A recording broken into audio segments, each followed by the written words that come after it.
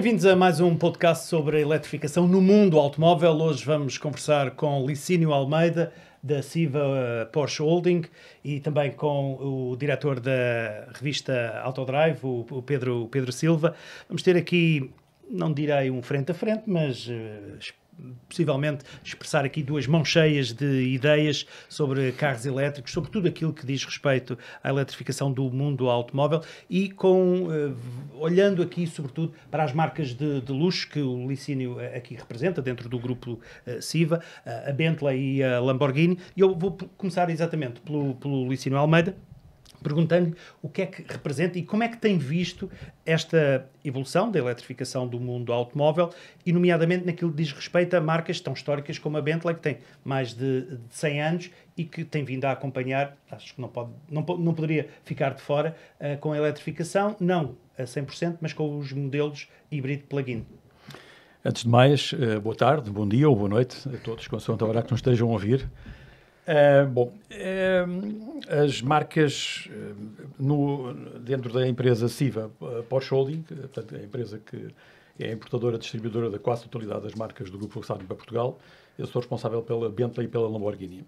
Curiosamente, duas marcas que ainda não têm um carro 100% elétrico, mas ambas têm carros híbridos. A Bentley já hibridizou toda a gama, embora hoje também tenha motores a combustão e motores e soluções híbridas. A Lamborghini é a primeira marca de luxo no mercado que já hibridizou toda a gama. Portanto, é o único construtor de supercarros desportivos cuja oferta hoje já está 100% hibridizada. Quer o Rivuelto, quer o Urus, que estão disponíveis hoje no mercado, quer o Temerário, que rapidamente estará disponível também, e será um modelo híbrido. Portanto, a Lamborghini já hibridizou toda a gama. A Bentley também, embora ainda continue a oferecer soluções puramente a combustão. Mas está prevista a eletrificação de modelos? Está. A Bentley, sim. A Bentley tem isso no seu horizonte. A Lamborghini também, embora não seja de relevante aqui estar a apontar datas. Portanto, não é isso em causa. Estas marcas de luxo são marcas especiais. Portanto, são marcas super exclusivas, cujo peso no mercado é muito reduzido. Portanto, as marcas de luxo em Portugal, a totalidade do mercado de luxo vale menos de 0,1% do mercado e a nível mundial muito menos. São marcas que têm sobretudo uma expressão mais mediática e, digamos, reduzida no peso das vendas, sobretudo na Europa, nos Estados Unidos, Canadá, ou em alguns países da Ásia, do Japão, Coreia do Sul ou Austrália. No resto do mundo não tem grande expressão. Mas estas marcas são marcas especiais pela exclusividade que representam, pelo sonho, estas marcas são um sonho, também pelo design, pelas soluções tecnológicas que disponibilizam, pela performance dos seus carros, pelo requinte, pela qualidade, por tudo aqui um conjunto enorme de fatores que as diferenciam. Claro que estas marcas estão atentas ao que se passa na indústria, têm vindo a seguir, digamos, também as alterações da regulamentação, e são marcas que estão viradas para o futuro, ou seja, as marcas de luxo, por tudo aquilo que representam, são marcas que procuram estar um passo à frente e não só ao sabor dos acontecimentos. Portanto, são marcas que têm tido a preocupação de apresentar soluções técnicas ou seja, o fiabilizadas. estatuto das próprias marcas não faz com que fiquem à margem, digamos, desta progressão que temos vindo a ver na mobilidade elétrica e na indústria automóvel. Sem dúvida. São marcas que têm que estar sempre viradas para o futuro, estão a acelerar em frente, procurando oferecer ao mercado aquilo que existe de melhor na indústria. Ou seja, estas marcas, e sobretudo estas duas marcas, Bentley e Lamborghini, não têm tido a preocupação de apresentar coisas rapidamente. Portanto, aqui não há pressa. É o cuidado de quando se apresenta algo novo ao mercado, essa solução ser o melhor que existe na indústria, sob todos os aspectos. O melhor porque quem compra este tipo de viaturas procura o melhor que há, seja no design, que é um design de exceção, seja nas motorizações, neste caso estou a falar de motores a combustão acoplados a motores elétricos que tornam as viaturas híbridas, seja no requinte, nos sistemas de travagem, o que for, tudo. Portanto, estes carros têm que apresentar e têm que disponibilizar o melhor que a indústria é capaz de produzir. E esse tem sido o caminho, ou seja, apresentar as melhores soluções tendo sempre em linha de conta que o mundo está em mudança, aliás, estamos numa transição de fase bastante acelerada, e que também a mentalidade dos compradores tem vindo a mudar. Portanto, fala sempre de vender, todas as marcas geralmente têm a tentação de a idade média do nosso comprador tem vindo a reduzir, portanto, todas as marcas querem ter um comprador jovem. Bom, há compradores de todas as idades. Mas tem que estar atento a todas as gerações. E hoje, as gerações mais jovens, nomeadamente a geração, os millennials, a geração Y, não é? 80%, há estudos que indicam que 80% dessa geração, quando compra, sobretudo um bem de grande valor acrescentado, tem em linha de conta, digamos, a sustentabilidade desse mesmo produto. E isso também se aplica aos automóveis. Daí que os automóveis tenham que falar uma linguagem, os híbridos, ou o caminho de hibridização, que estas duas marcas, Lamborghini e Bentley, têm vindo a seguir, tem que também falar uma linguagem atual, moderna, virada para o futuro, e que permita obter mais, que é isto que estas marcas procuram. Ou seja, as soluções que se disponibilizam hoje no mercado permitem mais graus de liberdade, permitem, digamos, mais margem de erro para quem utiliza as viaturas, permitem mais conforto, mais controle sobre a máquina do que aquilo que existia no passado. Eu vou virar-me para o Pedro. Escrevendo há tantos anos sobre automóveis, como é que, faço a mesma pergunta, como é que tem vindo a assistir a esta eletrificação do mundo automóvel, e nomeadamente naquilo que diz respeito às marcas de luxo, não é? E daí, ainda ao encontro do tema deste programa, o peso das marcas é algo muito, muito expressivo quando falamos no peso da marca no mundo da eletrificação? Ora, sem conseguir fugir ao bom dia, boa tarde ou boa noite, consoante a hora que nos estejam a ver, Carlos, vou começar por dizer que, sim, no caso destas marcas de luxo, o grande valor é mesmo o peso da marca, do nome da marca, que foi construído ao longo de dezenas de anos, não é? Todas elas tiveram os seus momentos de glória, passaram pela competição, todas elas em alguma altura foram a marca com mais vitórias em Le Mans, com mais participações na Fórmula 1 e vitórias, com o carro mais rápido do mundo, com o carro mais caro do mundo, com o carro mais confortável do mundo. Portanto, todas elas estão sempre no vértice do desenvolvimento e da tecnologia, para oferecerem essa qualidade e essa diferenciação aos clientes. Agora, conjugando isso com a eletrificação, é de facto muito mais fácil, e neste momento são os clientes que ditam isso, e até inteligente para este tipo de marcas apostarem na hibridização em vez da eletrificação total, pura e simplesmente porque o mercado não quer ainda, ou não está preparado, ou não responde a um supercarro, um carro de luxo 100% elétrico. Tem dificuldade em responder a isso porque não reconhece o valor acrescentado, a diferenciação. Porque uma bateria e um motor elétrico de um utilitário são basicamente iguais a uma bateria e um motor elétrico. Bem, pode ser de fluxo axial ou de fluxo radial, há aí umas vantagens e umas diferenças, mas pronto, pouco passa disso, e do tipo de bateria que é. Basicamente a tecnologia é a mesma, enquanto que com um motor de combustão há uma diferenciação muito evidente do produto.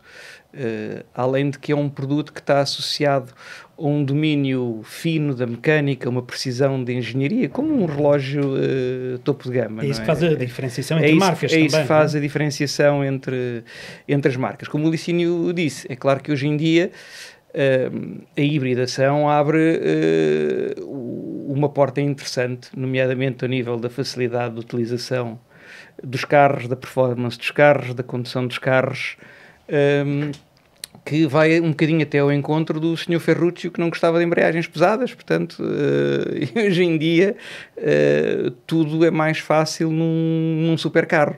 Mas não pode ser um contrassenso estes carros com estes motores de altas prestações, em termos híbridos, por exemplo, têm capacidade para fazer 80 km, até menos, mas vamos lá ver uma coisa, como o Licínio disse, a nível mundial, o nosso problema da sustentabilidade e da eletrificação tem a ver com as emissões de CO2, ou de gases de efeito de estufa e de outro tipo de gases nocivos para os humanos. Pronto. O problema menos de 0,1% da produção automóvel mundial não vai resolver nada. É preciso resolver isso nos outros 99,99999%. É claro que há uma questão de social, não é? E que toda a gente tem que fazer esse esforço. Mas, de facto, a hibridação permite, e como tem sido feita, por exemplo, na Lamborghini, na Ferrari, e até na própria Bentley, a hibridação tem trazido sempre, que é muito importante para o cliente, aumento da performance, porque vende-se-lhe o aumento da performance e oferece-lhe menos emissões, menores consumos, portanto, mais sustentabilidade com mais performance. É um win-win situation e que apela ao cliente. É um argumento que o cliente sente-se bem, porque compra de facto uma coisa que tem menos impacto, ou que é percebida como tendo menos impacto no meio ambiente, e ao mesmo tempo pode desfrutar de um automóvel, de um produto exclusivo, com mais performance, mais segurança e mais facilidade de utilização. Agora, prever, sim, Pedro. Só, por exemplo, para verem a dificuldade,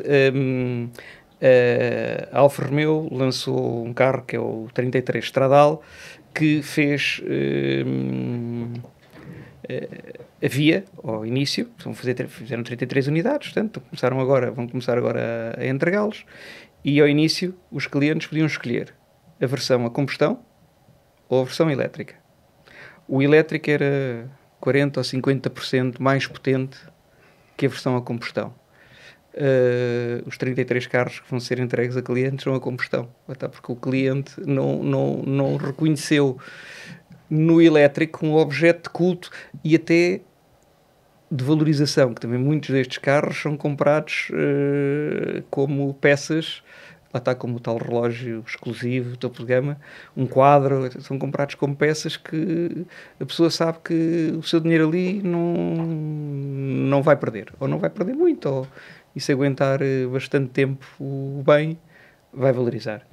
Deixa-me fazer uma provocação, pegando um pouco aqui nesta ideia, se a questão da eletrificação não vem banalizar um pouco as marcas, porque tal como o Pedro há pouco dizia, o motor elétrico entre um utilitário chinês e um Bentley ou um Lamborghini, pronto, há pouca diferença. Não sei, o que é que... Continuamos a falar de características premium em termos de marca, mas não vem banalizar um pouco esse estatuto realmente que está num nível superior? Bem, mesmo dentro dos motores elétricos, há motores elétricos e motores elétricos, como o Pedro há pouco caracterizou muito bem, os motores de fluxo axial ou fluxo radial, que são diferentes, mas está que é verdade. Hoje em dia as pessoas, quando falam num carro elétrico, falam da autonomia, e geralmente do tempo de carga da bateria, mas não interessa onde é que o motor elétrico vem. Enquanto num carro a combustão ou híbrido, o motor continua a ser a peça fundamental do carro e que o distingue, é um fator distintivo. Bem, para já nesta fase de hibridização em que estamos, o motor a combustão continua a ser uma peça fundamental, uma parte fundamental do automóvel. E no caso das marcas de luxo, ou pelo menos aquelas marcas que eu represento, nós estamos a falar de motores V6 e V8 na Bentley, V8 e V12 na Lamborghini. E seguramente os nossos concorrentes têm a mesma preocupação. Estes motores acoplados a motores elétricos, um ou mais do que um, permitem de facto, e há pouco o Pedro caracterizou bem isso também, prestações de exceção. E os atuais modelos híbridos têm prestações, portanto, performance superior a todos os níveis, querem aceleração, querem velocidade máxima, têm capacidade de travagem em algumas circunstâncias, do que os modelos anteriores, das gerações anteriores. E quando estou a falar de diferenças, são diferenças significativas. Às vezes estamos a falar de diferenças de potência, portanto, de cavalos na estrada, 20% ou 30% mais. E isso ainda poderá aumentar. O que isto traz o seguinte, ou permite ao condutor o seguinte, permite mais prestações, mas isto em conjunto com a eletrónica, com a parte digital, que também está a ser cada vez mais desenvolvida, esta tecnologia e a hibridização permite um melhor e maior controle sobre a força bruta em que a componente digital do automóvel permite usufruir melhor da liberdade que ele pode dar, até permitindo, digamos, uma maior margem de erro ao utilizador, e de facto permite sensações, acelerações, binário instantâneo. Portanto, é uma nova forma de experimentar, de experienciar o produto automóvel no seu extremo, como dizia o Pedro, portanto, no vértice superior daquilo que a indústria permite, ou que a indústria é capaz de construir. Pedro, será por isso talvez também que para estas marcas não interessa já, por algumas razões que o Licínio também já aqui apresentou, entrar já com uma eletrificação total? Não, é assim, o problema é que nós todos, num mercado livre, nós todos estamos sujeitos ao que o cliente efetivamente quer comprar. Nós podemos dizer que você tem que comprar isto, mas se o cliente não aderir, não é hipótese. As marcas são empresas que têm que dar lucro. E, portanto, têm que vender os produtos. Temos que ser muito pragmáticos nesta abordagem. E, portanto, a hibridação é, de facto, neste tipo de marcas, para mim, e até em muitas outras situações, é o caminho ideal. Até porque, e o Licínio há bocado falou nisso, um dos problemas que a indústria irá enfrentar numa eletrificação à escala global é que não é sustentável porque não há material suficiente para isso. E depois temos que começar a fazer contas. O que é melhor? É um carro híbrido que tenha uma bateria com 1 kWh de capacidade e um carro elétrico com uma bateria com 90 kWh de capacidade, portanto, que leva 90 vezes mais material. Mas é só um carro. Tivemos uma avenida com 90 carros híbridos. É melhor ou ter uma avenida com um carro elétrico e 89 carros a combustão. É que os carros híbridos em cidade, mesmo os super desportivos, com a tecnologia que existe hoje em dia, de regeneração de energia, a tecnologia que está neste momento a ser aplicada nos carros híbridos desportivos e topos de gama, e por isso é que não foram logo os primeiros a aparecer, é a tecnologia, nomeadamente a nível do controle de software, que é o que faz muita diferença, que foi desenvolvida nos carros de Le Mans, de Fórmula 1, que já vão com 10 anos destas tecnologias, e tudo isso permite um desenvolvimento que hoje em dia, até a própria Fórmula E, permite um desenvolvimento que hoje em dia um carro híbrido, sobretudo destes segmentos, praticamente não usa os travões de fricção. Até 0.6G, os melhores, travam só com a regeneração de energia. E isso é a energia que é ganha, entre aspas, de borla. É a energia que vai ler. Em qualquer carro elétrico, 30% do alcance que a gente consegue fazer é devido à travagem regenerativa. Porque sem travagem regenerativa, o alcance reduzia-se para 70% da capacidade da bateria. Mas essa tecnologia, ajudas à condução, não nos vem também tirar o prazer da condução, de sentir os cavalos que estão no motor? Ou digamos, este é um processo que se está a esvair? São coisas que, assim, há gostos e, em princípio, mercados para tudo. É claro que se eu quiser o máximo de comunhão e de ligação ao veículo, não há nada como uma caixa manual e o mínimo de controle eletrónico possível a intervir portanto, na interação entre o homem e a máquina. Por outro lado, se queremos o máximo da performance e da eficiência, é preciso pôr ali alguma eletrónica, sobretudo a partir de um certo patamar de potência, digamos que assim, a partir dos 500 cavalos de potência, há muito pouca gente que não, sem treino específico de condução, pilotagem, etc., que consiga tirar o máximo partido de um carro de caixa manual sem ajuda nenhuma à condução ou eletrónica. Enquanto, como dizia o Licínio, hoje em dia temos carros de 1000 cavalos que qualquer pessoa pode conduzir, porque tem vários modos de condução, vários níveis de disponibilização da potência, e portanto qualquer pessoa pode conduzir sem se assustar e ir se habituando de forma progressiva à performance do carro, porque a velocidade é uma coisa que também se aprende e que o nosso cérebro se vai habituando. E não estamos aqui a fazer apenas a apologia da velocidade pela velocidade, não. Pensando sempre nas questões da prevenção rodoviária, naturalmente. Claro. Mas, Licínio, como é que é esta pergunta que tinha feito ao Pedro, na sua opinião, está-se a perder um pouco esta filosofia de sentir o motor? Como é que a vê? Bem, o Pedro também caracterizou muito bem essa situação. Como disse há pouco, com este caminho da hibridização ou da eletrificação, perdem-se umas coisas, ganham-se outras. É claro que quando falamos de um supercarro, durante décadas, dar à chave, quer dizer, a ignição é um momento de glória, quer dizer, ouvir o roncar do motor. Digamos que isso hoje está mais... E para muitos o próprio cheiro a gasolina, que é... Bem, enfim, mas isso, digamos que isso que gradualmente faz parte de um passado que vai ficando mais distante. Hoje, de facto, a eletrónica permite domar melhor a máquina e tirar mais partido da tal força bruta que se consegue dominar. É claro que as coisas mudam e a forma de utilizar um supercarro há 20 ou 30 anos atrás, hoje é diferente e seguramente aqui por 15 ou 20 anos essa diferença continuará a acentuar-se. Mas é que saber tirar partido daquilo de bom que a engenharia automóvel permite fazer.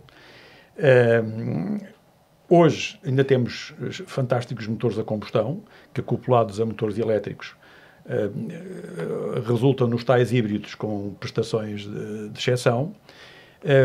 Permitem, como dizia o Pedro, que há carros com 600, 800, mais de 1000 cavalos, podem ser conduzidos por qualquer um. Há modos de condução que são adaptados às preferências de cada um.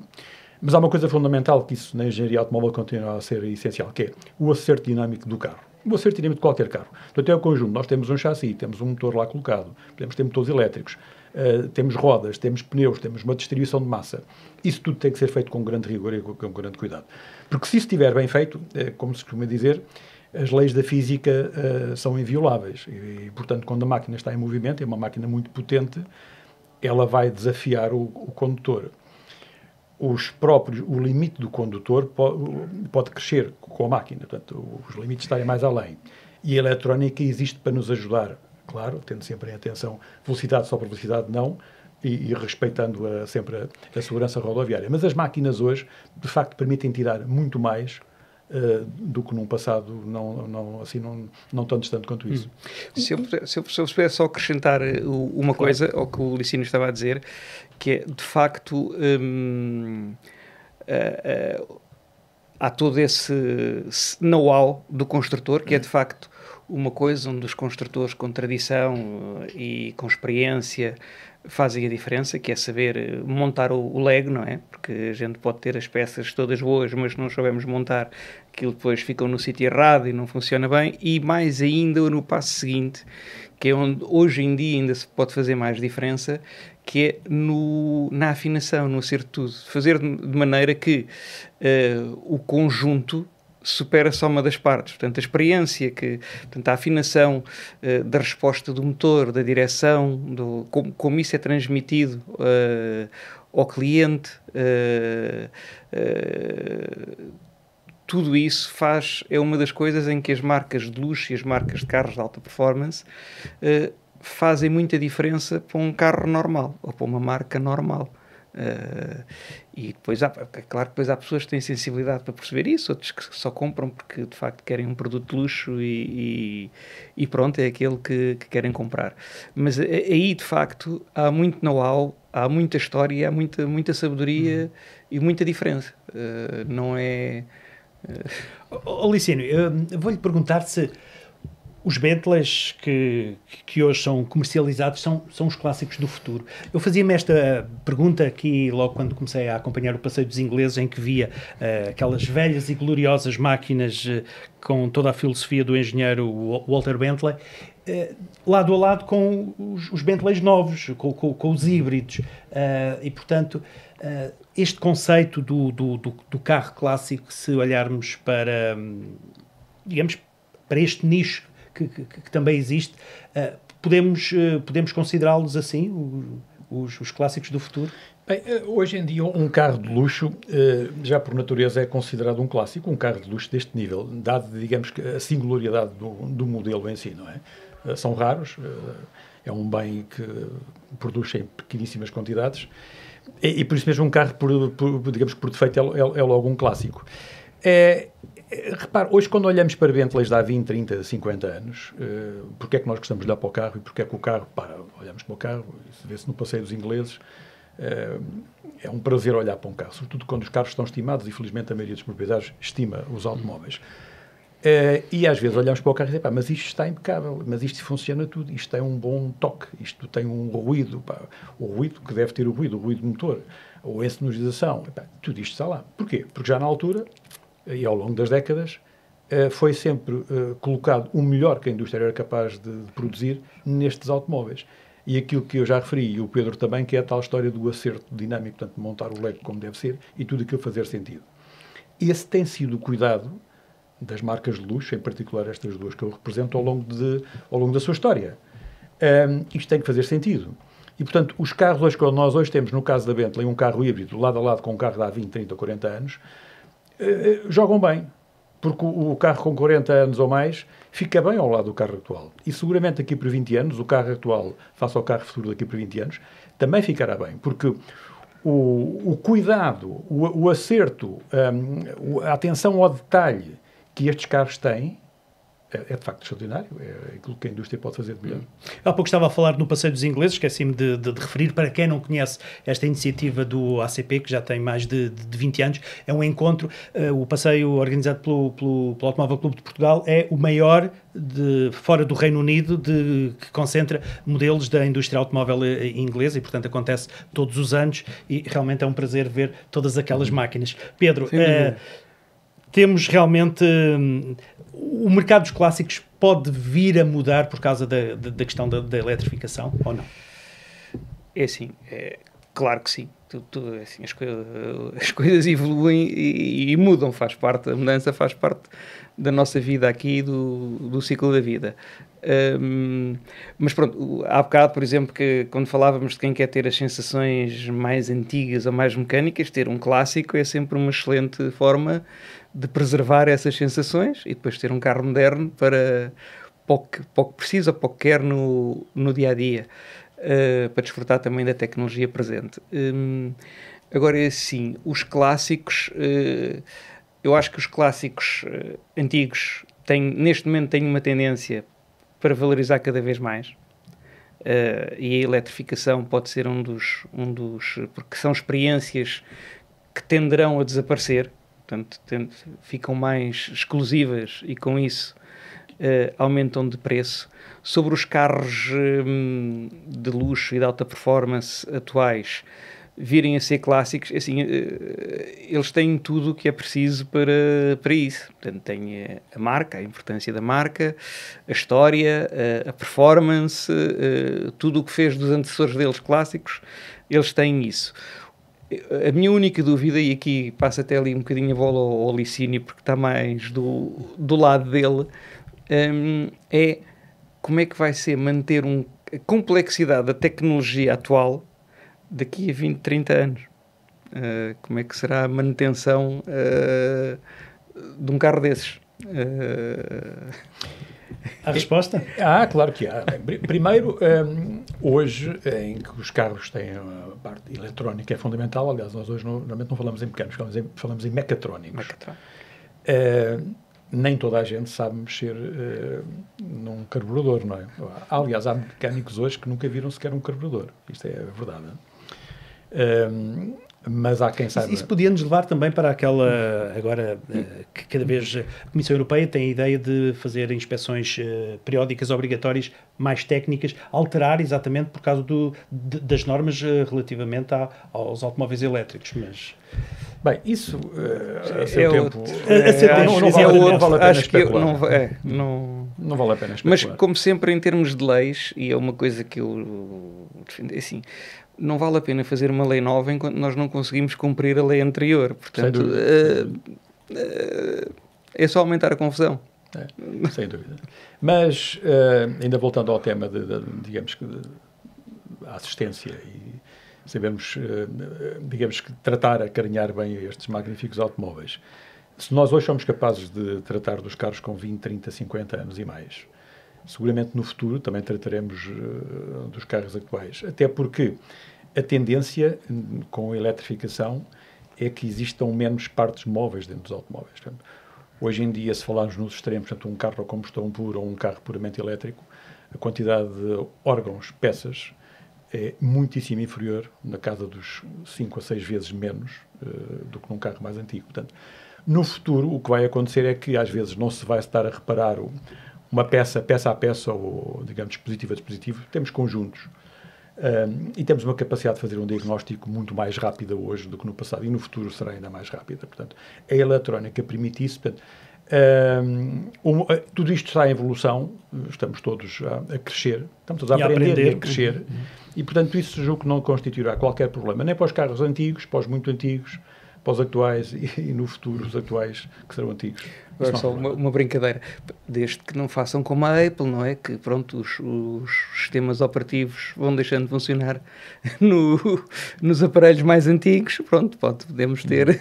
Estamos a pouco e pouco a caminhar, digo eu, não sei... É que o problema da eletrónica é esse, é que vai ficando cada vez mais complicada, a software, a programação... Podemos vir a ter que atualizar os nossos carros, como atualizamos qualquer sistema operativo. Essa é uma vantagem da eletrónica, o carro poder melhorar continuamente.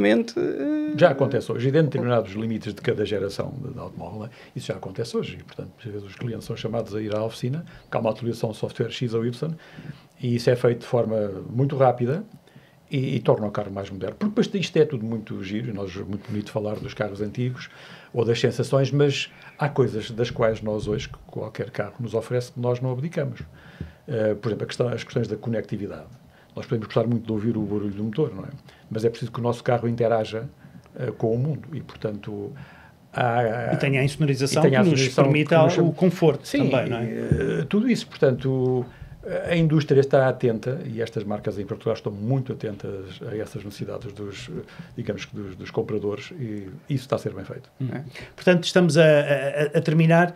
Relativamente ao assunto, ao tema chapéu que nos trouxe aqui, o peso da marca conta definitivamente quando estamos a falar também de viaturas elétricas ou eletrificadas. Eu acho que sim, que conta muito, e acho que é mesmo a principal vantagem que hoje em dia os construtores europeus, japoneses e até norte-americanos, portanto os construtores com mais tradição, têm face ao ataque dos novos construtores chineses, que não têm nada disso. E, portanto, procuram avidamente ter esse capital. Portanto, é preciso saber aproveitar isso para fazer a diferença. Ao Licínio, esta pergunta é óbvio, escusada, não é? A alma das marcas, digamos que o peso das marcas, a sua história, o seu glamour, isso é fundamental. E estas marcas de luxo, então, isso é extraordinário e está lá bem vingado. Muito bem, ficamos por aqui. Agradeço a disponibilidade tanto do Pedro Silva da Autodrive como do Licínio Almeida, que representa a Bentley e também a Lamborghini no grupo Siva aqui em Portugal. O peso da marca, quando se fala de carros elétricos, acabou por ser este tema chapéu que nos trouxe até aqui. Havemos de voltar numa outra oportunidade com um outro tema dentro da eletrificação do automóvel, ou não fosse este o podcast ACP Elétrico do Ano.